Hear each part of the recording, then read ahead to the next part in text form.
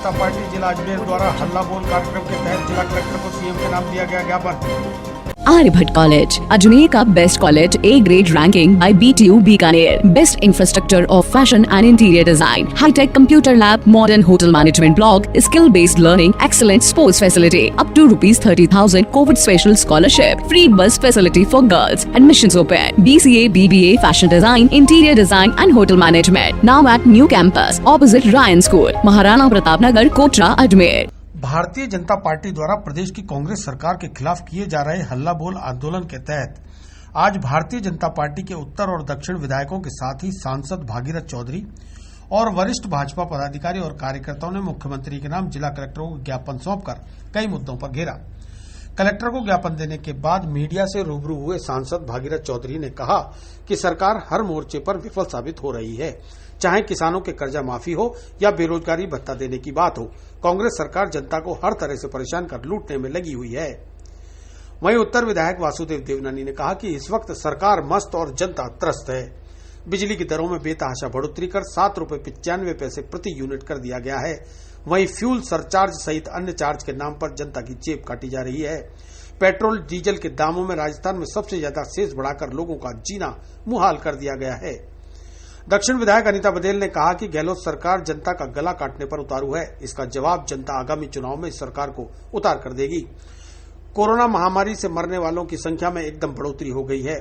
किसानों का कर्जा माफ नहीं हो रहा। बिजली की दरों में यकायक बढ़ोतरी कर दी गई है। लॉकडाउन के दौरान भी लोगों से अवैध तरीके से बिजली के बिलों को वसूल करने पर डिस्कॉम आमादा है। गरीब जनता के साथ इस तरह का व्यवहार किया जा रहा है, जिसका जवाब जनता जरूर चुनाव में देगी। जिला कलेक्टर के माध्यम से भाजपा के लोगों ने जनता को तत्काल राहत प्रदान कराने की अपील की है। भगवंत यूनिवर्सिटी अजमेर लेकर आए हैं कोविड-19 के मुश्किल दौर में BA, B.Ed, BSc, B.Ed, BA, LLB, BPT, B pharma और B.Tech डिप्लोमा इन माइनिंग जैसे कोर्सेज पर विशेष छूट। साथ ही SC/ST कैटेगरी के लिए 100% तक की स्कॉलरशिप और लोन सुविधा। एडमिशन के लिए आज ही विजिट करें भगवंत यूनिवर्सिटी नियर जनाना अस्पताल अजमेर। देखिए, ये राजस्थान की जो कांग्रेस की सरकार है, इन्होंने पूरी जनता को एक रामपुरी से छोड़ दिया है। दुर्भाग्य की बात है कि इन्होंने 2018 में बहुत बड़े बड़े वादे किए थे। इन्होंने कहा किसानों का संपूर्ण कर्जा माफ़ कर देंगे, नौजवानों को 3500 रुपये हम बेरोजगारी भत्ता देंगे, बिजली का 1 पैसा दाम नहीं बढ़ाएंगे, हम बिजली बराबर देंगे, 24 घंटा देंगे, हम पानी हम 24 घंटा देंगे। ऐसे झूठे वादे करके और जो सत्ता में आई है सरकार, अब ये सरकार जनता को बिल्कुल ऐसे छोड़ दी है। और बिजली में तो इतना बेतासा दाम बढ़ाए हैं कि बिजली के बिलों में करंट आने लग गया है। जहाँ किसी गरीब के एक बल्ब लगा हुआ है, उसके भी 3-3, 4-4 हज़ार रुपये के बिल आने लग गए। कोरोना काल में सारी संस्था बंद थी, दुकानें बंद थी, सभी शिक्षण संस्थाएं बंद थी, सबके बिजली के बिल इतने आ रहे हैं कि पूछो मत। आज गौशाला के लिए जो सेस लगाया था, कर लगाया था, उसको आपदा के अंदर ले जा रहे हैं, गौशालाओं को अनुदान नहीं दे रहे हैं। इस तरह के जो जन विरोधी कार्य जो मौजूदा सरकार कर रही है, उसके खिलाफ आज ज्ञापन दिया गया है।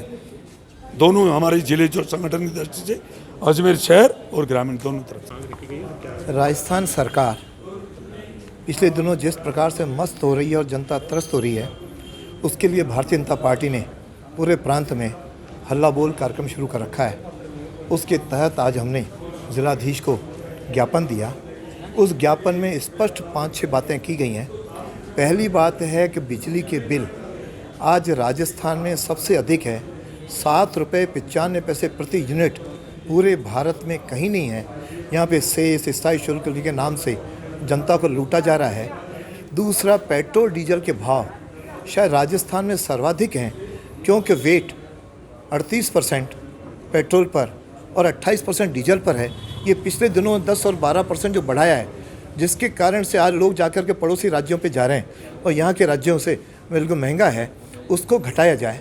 और साथ में गौशालाओं के लिए जो अनुदान हमने मांग की थी, जो स्टम्प ड्यूटी के जो सेस आता था, उससे गौशालाओं को अनुदान मिलता था, वह बंद कर दिया और उनको आपदा में वो सारा पैसा ट्रांसफ़र कर लिया। इसी तरह बेरोज़गारों को रोज़गार देने की तुलना में टोटल सरकार ने 1,28,000 पदों का अनाउंसमेंट किया। आज तक केवल 16,000 की विज्ञप्तियां निकली हैं, तो बेरोजगार घूम रहे हैं, न उनको बेरोजगारी भत्ता मिल रहा है, न किसानों को कर्जा माफ़ हो रहा है। इसलिए चारों ओर से जनता परेशान है। और साथ में कोरोना की बीमारी के तो आपके जेल एंड हॉस्पिटल से लेकर के बाकी सब जगह जिस प्रकार की अव्यवस्थाएं, आदमी वैसे न मरे तो वैसे मर रहा है, इस तरह रोज़ केस भी बढ़ रहे हैं, लोग मर भी रहे हैं। तो सरकार कदम उठाए। और हमारे जो चिकित्सा मंत्री जो अजमेर ज़िले के हैं, वो अजमेर आएंगे तो केवल अपनी कुर्सी बचाने के लिए अजय माकन के साथ तो आएंगे, लेकिन पिछले 6 महीने में अजमेर में उनको एक भी दिन हमसे मिलने का या अस्पताल का दौरा करने का इनको फुर्सत नहीं मिली है। ऐसी सरकार निकम्मी साबित हुई है, हर मोर्चे पे विफल साबित हुई है। अतः इस सरकार तुरंत चेते, नहीं तो जनता इसको सबक सिखाएगी। महिला अत्याचार हो चाहिए। आज ज्ञापन दिया है मुख्यमंत्री महोदय के नाम जिला कलेक्टर को, जिस ज्ञापन में जिस तरह से बिजली के दाम पूरे हिंदुस्तान में सबसे अधिक है, चाहे वो कृषि श्रेणी की बिजली हो, चाहे वो घरेलू श्रेणी की बिजली हो, दोनों के दाम इतने अधिक है कि आज कोरोना के कारण से जब व्यक्ति की कमाई बंद हो गई है, ऐसी स्थिति में वो बढ़ी हुई बिजली के रेटों के अनुसार जो बिल है वो कैसे चुकाएगा। दूसरी बात, कोरोना बहुत तेज़ी से फैल रहा है और मौतों की संख्या भी राजस्थान में बढ़ रही है। जेलन हॉस्पिटल में अंदर क्या हो रहा है, इन्फेक्शन का ध्यान रखा जा रहा है या नहीं रखा जा रहा है। बैक्टीरिया इन्फेक्शन से जिन जानों को बचाया जा सकता था, उल्टी वो जानें और जा रही हैं। जिस तरह से कल परसों में संख्या बढ़ी है ना मरने वालों की, उससे सबको चिंता हुई है। और चिंता होने के कारण से अच्छे से व्यवस्थाएं की जाए, व्यवस्था सुचारू हो, इस बात को भी लेकर के ज्ञापन दिया गया है। तीसरा, किसान चूँकि टिड्डी दल के कारण से परेशान है, अतिवृष्टि के कारण से मूंग की फसल उसकी बर्बाद हो गई है, किसानों की बिजली की सब्सिडी खत्म हो गई है, तो वो किसान की चिंता रखते हुए किसान को भी राहत दे सरकार। किसान के कर्जे की माफ़ी की बात है जो अभी तक पूरा नहीं किया है, तो उसको पूरा करे। चौथी बात, नगर निगम का जो यूडी टैक्स कलेक्शन जो किसी कंपनी को दिया जा रहा है, वो कंपनी को ना देके नगर निगम के कर्मचारी करें। और जो बिजली के बिल में नगरीय सेस के रूप में 5 रुपये 50 पैसे बिजली के बिल, स्ट्रीट लाइटों के बिल के लिए लिया जाता है, वो स्ट्रीट लाइट के बिजली का बिल भी सरकार नहीं भर रही है, जिससे कंपनी ना तो मेंटेनेंस कर रही है और ना ही लाइटों को जला रही है। तो आधा शहर अंधेरे में डूबा हुआ है। स्मार्ट सिटी के काम भी तितर बितर हो रखे हैं, वो भी समय पर पूरे नहीं हो रहे।